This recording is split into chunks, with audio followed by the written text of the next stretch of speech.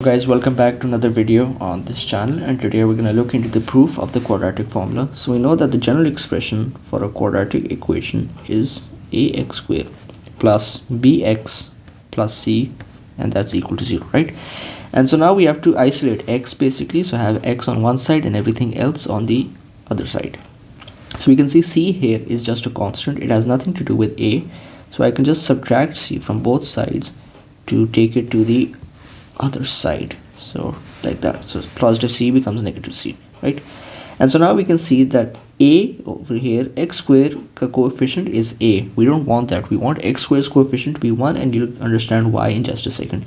So what I can do is divide everything by a, so that this a and that a cancels, and in the end we're left with x squared plus b over ax is equal to negative c over a. And we can also see that this part of the equation, we can factorize this part of the equation using the completing the square method, but we're gonna have to manipulate this expression somehow, and I'll show you that in this step. So I have x squared plus, I'm gonna write a 2 here, you'll understand why, and in the brackets I'm gonna have b over 2a, not a, 2a. Why? Because this 2 and that 2 cancels to get b over a again, and I'll have x here, right? And so for completing the square method, we also have to get the square of whatever is in the brackets. So I'm gonna write this as b over 2a whole square, right, is equal to negative c over a. And because I added something on the left side, I have to add that again on the right side as well, right?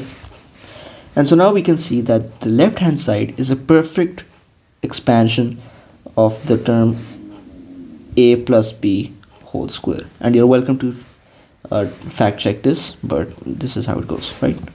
So I can write the left hand side in its entirety as x plus b over 2a whole square, and right here I can I'll bring the b over 2a whole square first, so I can write this as b square over 4a square minus c over a.